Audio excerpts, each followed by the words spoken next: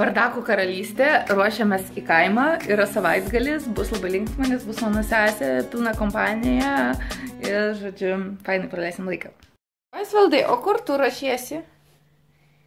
Į kaimą. Ką ten veiksi? Žaisiu. O kaip fainai, tą dviratuką pasimsi? Taip. O, nu tai super. O kam dulkių siurblys tau? Ten stovi už tavęs? Kam? Nežinau. Svirpsi gal, kaimą visą? Ką? Ne. Seksi mama, sakom, kad sėdi ten ir jinai sako, Šarapa, aš ir esu seksi mama, nes aš sakau, tu turėk omeny, kad tu mataisi kadrą. Važiuojam mes dabar į kaimą ir prikolinam apie tai, kad yra tokia beždžionėlė Bongo, kuri atsako visus klausimus. Beždžionėlė Bongo panašu, kad yra super protinga, nes žino atsakymus į visus klausimus. Aš nusprendžiau paprikolinti, yra toks numeris 1321 ir nusiųsti, žodžiu, žinutę su klausimu apie simpatiją. Ką? Apie simpatiją, Osvaldai. Ir paklausiau, kam aš patinku. Parašiau savo vardą, pavardę, bet aš pavardės nerašiau, rašiau, kad aš mūza ir miestą. Tai žiūrim, ką man atrašė. Bongo žino, kad auksaplaukė mūza yra gražesnė nei pati princesė auksaplaukė. Jos grožio video sprogdina internetą, merginos dievina ją, o vaikinai eina iš proto. Laisvalaikiu jį užvaldo sporto klubą kartu su Inga. Čia apie kokią Ingą eina kalba, aš nežinau, bet Ingų draugių turiu labai daug, tad tikimybė labai didelė. Aš pato parašiau, kad geras, bet ar gali papasakoti apie mano ateitį, nes, nu, jeigu beždžionėlė viską žino, tai be abejo žinos ir apie mano ateitį.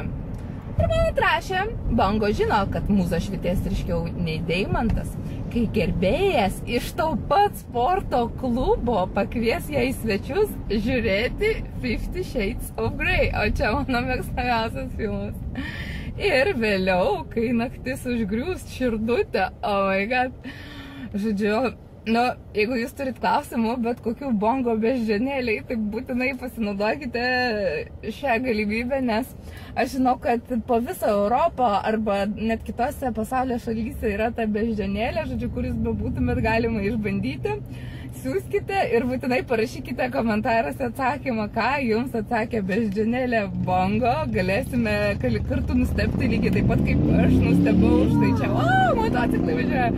Ir gavau štai tokių atsakymų, ta beždžionėlė turi būti nerealiai protinga, kadangi žino, kad aš einu į sporto klubą, nu viskas sueina.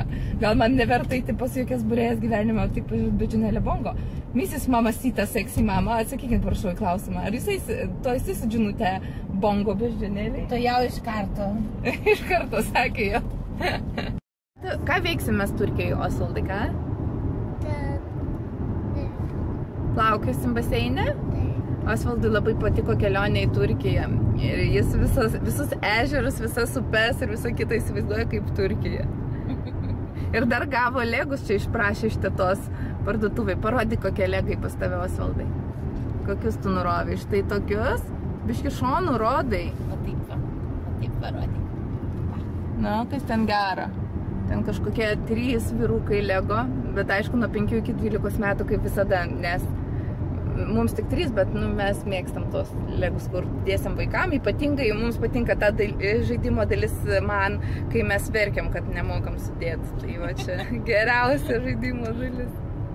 O taip, dar veiduką. Va.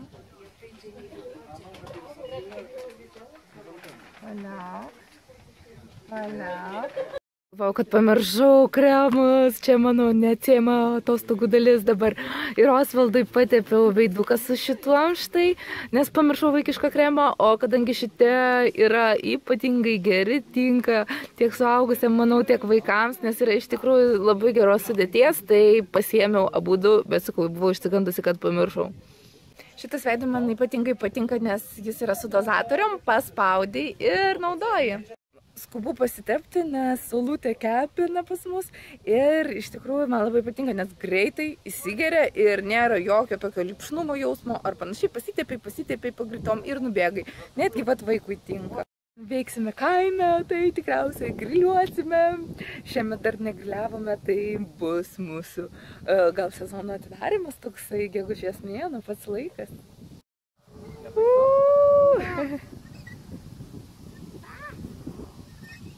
Čia laistis į gėlytę. Toks geras, padedi visiems. Ui, tai arčiau gėlytės laistyk. Arčiau tik neįlipk į balą kokią. Dabar sugalvojame dirbti super fainą darbuką. Tai yra štai šito mūsų nukirsto didžiulio medžio, paimti kaladėlių ir padaryti kėdžių iš jų. Pažiūrėti, kaip atrodo kamienas šito medžio, nes man atrodo jis yra didžiulis.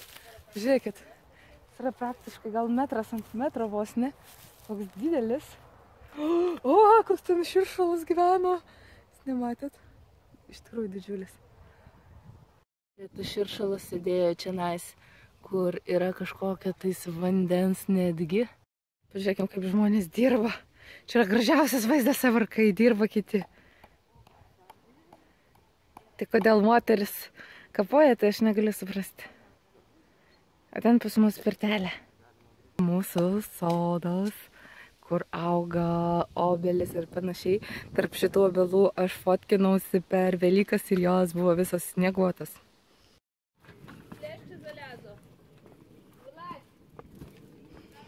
Kokios gražios spalvos. Mes pastatom, pavyzdžiui, va taip ir atrodo labai fainai. Mes čia virtuviai, aš darau štai tokias žalės salutytės. Pusseserė ką tik atidarė štai šios milkos, sako, žiūrėk, kaip fainai atrodo, nu aišku, jau suvalgė 2 saldainius.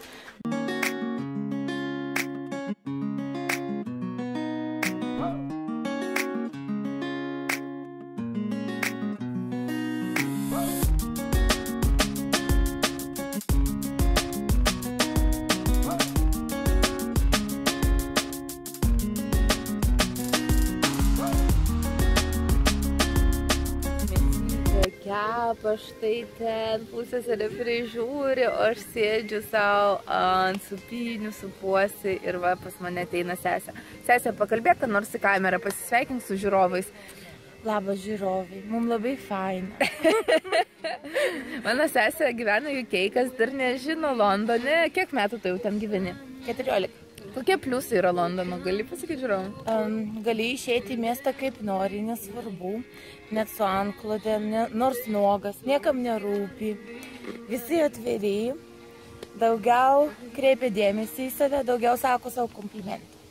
Aha, o neigiamas pusės kokias? Žmonių per daug, visur kur nereini eilės, visi kaip vienam katilę verda. Sesė pasakoja vieną kartą, kad reikia čia kažkaip užsisakyti iš kažkur ventiliatorių oro, nes čia ateina sezonas. Aš sakau, tai nueini į pardą ir nusipirki. Sako, ne, kai ateina sezonas, viską išperka, net tokius dalykus kaip ventiliatorius. Ventiliatorius, suknelės ilgos vasarai, nesurasi jau vasarą, jau išpirktos. Nu. Džemperiai kalėdiniai vaikams. Jau prieš kalėdas nerasi, jau viskas nupirkta. Įsivaizduojat? Tai va, tokie yra malonumai UK gyvenimo arba nemalonumai. Tai džiaukimės tom, ką turim Lietuvoje, nes matot, kaip žmonės gyvena užsienį. Kaip sovietų laikais. Jo, deficitai. Aš su draugiam sugalvojau praeitą savaitę labai prikoliną dalyką, kad vyrus galima prilyginti, klausyk, prie appsų, kur instaliuoja į telefoną. Gali instaliuoti, jis gali veikti, gali daryti refreshą, renewą, bet vieną kartą jis gali parodyti tau error. Tai va, apie vyrus tą patį galima pasakyti, kad jie kaip appsai. Gali puikiai veikti iki tam tikro laiko, bet stovi pusseserės vyras. Labai noriu jums jį parodyti dabar. Žiūri labai tarpinai. Jo, labai yra stylas gražus, jis toj mane užmuš, bet nesvarbu. Man vaikinas vienas parodė naują triką neseniai ir pasakė, kad jis mane upgradeino dabar. Kad aš protingesnė būsiu, žinoti naujus dalykus. Sako, tai aš tave upgradeinau. Nu jo, žmonėm irgi šitą galima naudoti dabar jau. Kaip mums faina čia chillint, pasakyti kažkokį groja. Tikiuosi mums už third part rights neužšerdžins čia dėl šitos muzikos. Jo, čia ne mūsų kaltė, čia radijas. Mano tėveliai, jie negali nustoti dirbę, jie visą laiką juda krūtą ir kažką daro šitam kaime, nes čia darbo, kur be pajudėsi, gal jūs žmonės galite atvaryti pas mus čia į talką, nes čia visko reikia nuveikti ir padaryti žiauriai daug. O sesė mane šiandien supynė ir aš su dviem kasytėm va tokiom matot. Ir jo, ji labai stengiasi, bet sakė, kad jau dingo jos įgūdžiai pynimo, nes seniau ji labai gražiai pindavosi savo plaukus. Ir, žodžiu, iš jos aš paveldėjau tą norą pintis, bet jin žvengia. Jin kažkada dirbo, ar tai gyveno pas juodaodžius ir jie labai daug pindavosi ir jin išmoko ten pinti. Dirbau ir gyvenau. Ja, ir išmoko ten pintų kasyčių įvairių. Bet dabar jau prarado kažkur įgūdžius, nes man šiandien pinė žiauriai ilgai. Čia atvažiavo mano šeimos nariai. Dar galima nuveikti kaime, augi galima pasisupti ant supinių ir leisti tupai laiką.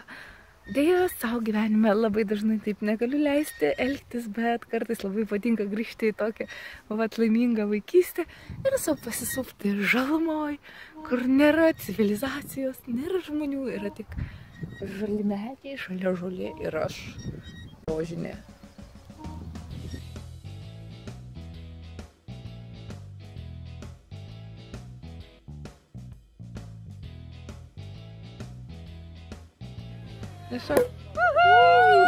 Tu čia sėdi. Aš čia sėdu. Ir ką ten veiki? Žiūriu. Kur, į dangų? Taip. O gražus dangus? Nu, pažiūrim, ar gražus dangus. O, labai gražus. Reikia tampyti šakas. O Gena rūko užuot dirbęs. Pažiūrėkit jūs į šitą pilietį. Kaip mano mažiutis dirbo, kaip įsiniosio viskas, jaunuolis mano. Ir liežuvį rodo. Kas man ten rodo liežuvį? Nes, Ksenė. Sekantį dieną aš skubu vėl į kaimą, nes buvau išvažiavusi vakar trumpam į Vilnių darbo reikalų susitvarkyti. Štai ryte vos susitvarkiau ir skubu vėl į mūsų kaimuką. Šiandien važiuosime mes pas kitą močiutę aplankyti jos, nes grįžo, kaip matėte, mano sesutė, taip kad norime aplankyti visas giminės.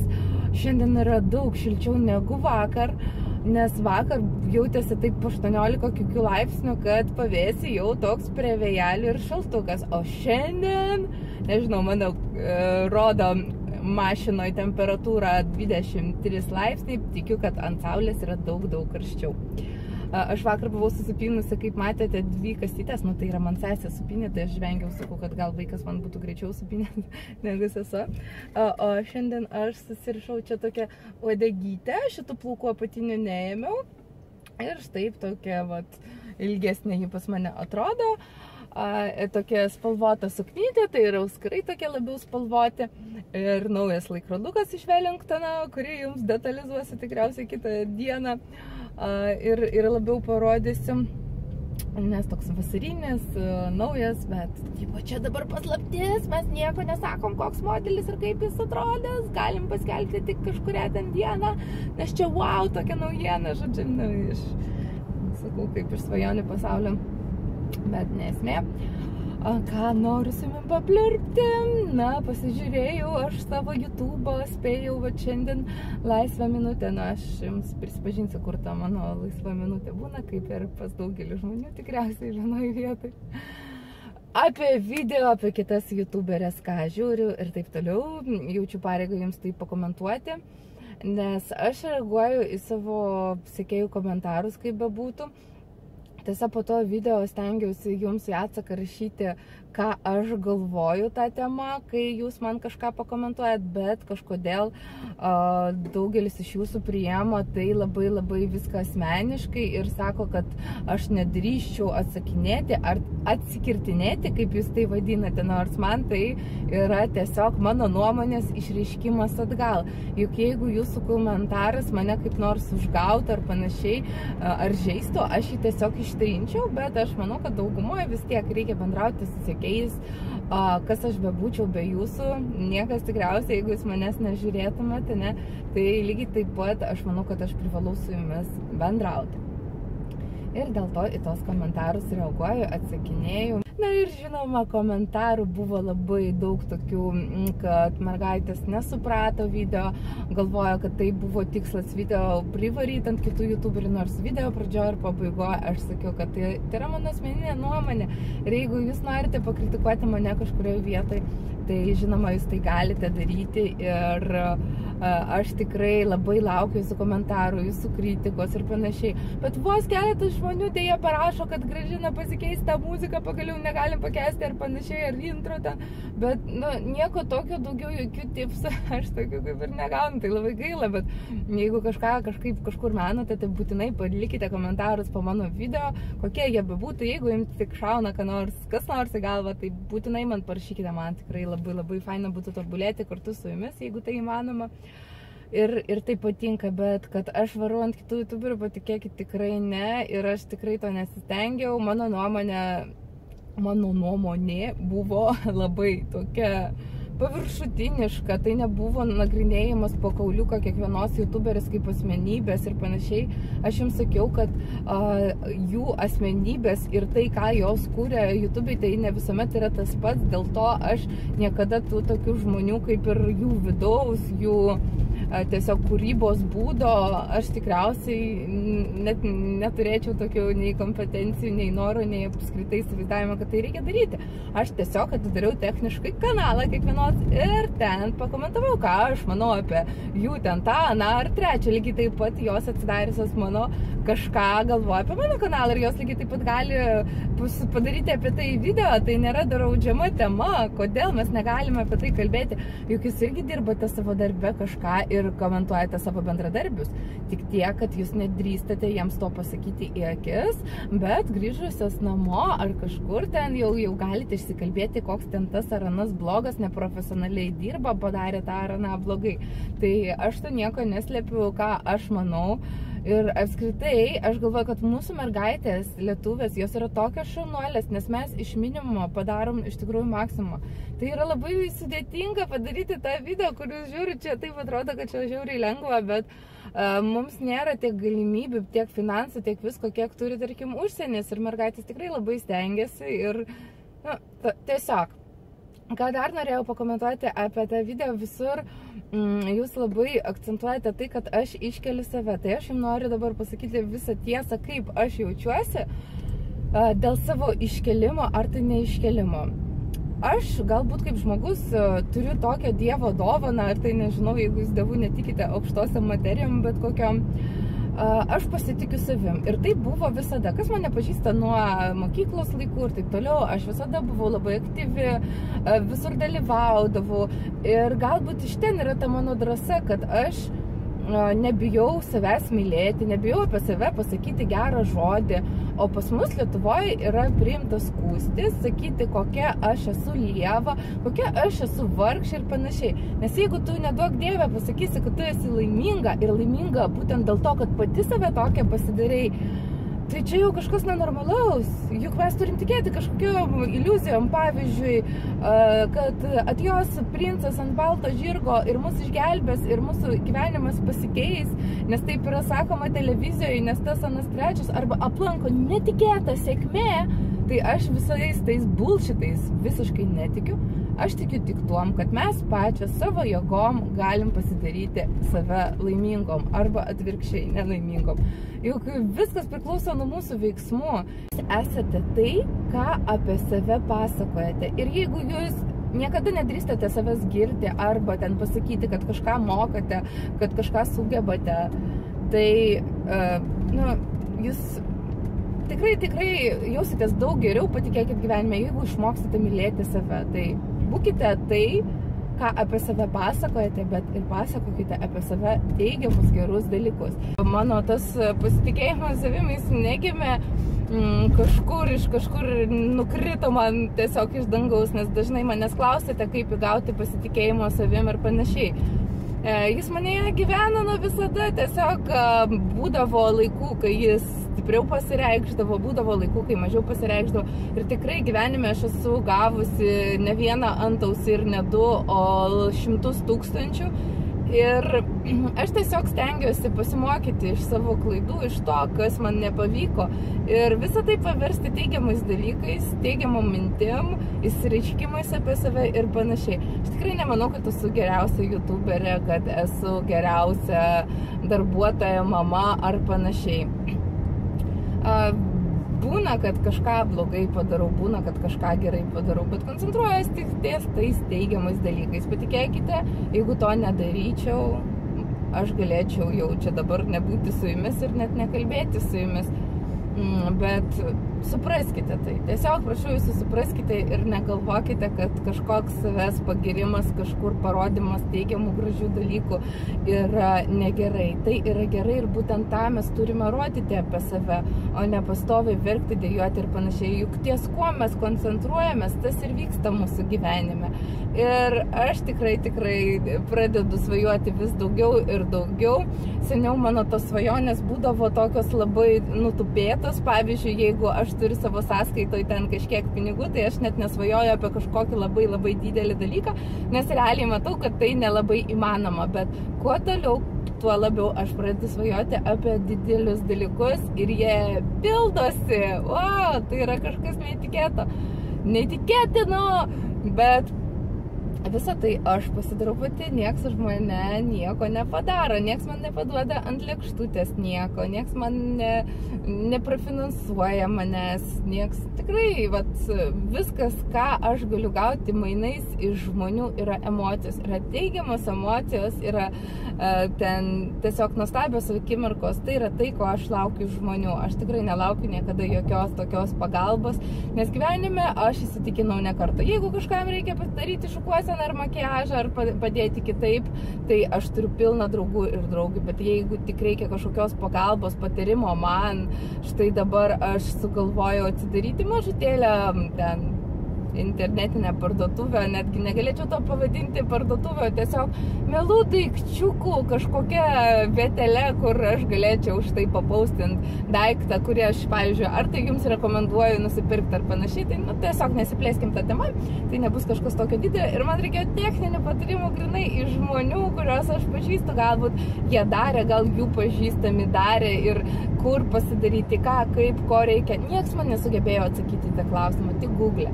Kažkiek man pakomentavo Ieva iš Ieva Beauty, ačiū tau labai, Ieva, už tavo pagalbą, tikrai labai vertinu, kai nepažįstamam visiškai žmogui parašai žinutę ir jis tau atsako ir su mielu noru kažką pasako, ką žino, ar tai ko nežino, nesvarbu bendravimas, o iš savo artimiausių, iš ko klausinėjau, niekas nieko man negalėjo padėti ir vėlgi atsisėdi pati krapštai, žiūrinėjai, bandai ir, tiesiog aš pastebėjau, kad taip jau yra. Ir manau, kad, sakau, dalinkimės teigiamais dalykais, nes kiek gyvenime galėčiau verkti aš, kiek galėčiau dejuoti, kiek galėčiau pasakyti, kaip man buvo sunku, o tikrai buvo ir ne kartą buvo ir dažnai būna, bet aš to nenoriu mesti lauk, aš ir ant jūsų mesti, aš geriau patylėsiu, kažkur savy pasilaikysiu, bet tai nereiškia, kad nuo to aš pasidariau kažkokia tokia, žinot, nežmoniška, be jausmų, bloga. Noriu, kad jūs tiesiog pačios pasižiūrėtumėte į veidrodį ir galvotumėt, kokios jūs nerealiai fainos, nes būti fainai yra faina, pasakė blondinė. Iš tikrųjų, bekalbėdama su jumis aš galiu praleisti valandas, bet tuom gal reikėtų baigti, nes šitas video išsitęs iki begalybės, kaip ir visi kiti mano serialai. Wow, koks relaksas, aš ir vėl deginuosi ir vėl nei žingsnio be savo eucerino kremuko. Štai šito, ko mes juokėmės vakar iš situacijos, kad aš pasitepiau kojas su štai šiuo kremu, o kiti šeimos nariai nepasitepė. Ir uodai vakare manęs mano kojų visiškai nelėtė, o lėtė tas dalis, kurias nebuvau pasitepusi. Tai sakau, kad šitas kremas netgi uodus atbaido ir visi tada šeimos nariai norėjo pasitepti su šituo kremu kojas, kad uodai nekastų. Tikrai geras sprendimas. Su vaikučiu pažaidėm čia futbolą, buvo labai smagu, bet dabar visas mano kojas purvinos dulkėsi. Bet, žodžiu, nesvarbu, toks čia relaksas. Gaila, kad mes čia po kaime neturime jokio tokio ežeriuko, nei nieko. tiesiog mišką, bet kita vertus gerai, nėra didelių žmonių kažkokių būrių atvažiuojančių, visiškai ramu, miškas. Tai kaip viskas atrodo čia. Čia vat, matote tik miškas, krūmai ir panašiai. Noriu pakomentuoti savo tapukus, kuriuos nusipirkau atostogaudama Turkijoje. Buvo jų įvairių spalvų, jie žiauriai patogus, jie susilanksto per pusę ir taip galima juos transportuoti. O šiaip pat labai patogus, kai yra toks tiesiog grindinys nelygus. Jeigu būčiau su kažkokiam tapkim pliženkim, tai galėčiau tiesiog netyčia kad nors tau pasidaryti. O čia puiku ir labai lengvučiai, labai tokie fani. Čia iš tikrųjų jūroje, kur yra akmenuota, irgi labai tiktų. Taip, kad Turkija veža 5 euriukai kainavo. Per vasaruotojas vaiksto. Pamajuosi į kamerą mum? Pamajuok. Žvidžia. O Lada sako, pažiūrėkit, kiek šakų tenais. Taip, labai daug šakų. Taip, o kas pridėjo tų šakų? Tu pridėjai? Pas mačiute ant batuto šakinėjom ir pusbrolis šakinėdamas padarė štai tokį triuką. Osvaldai, tau patiko?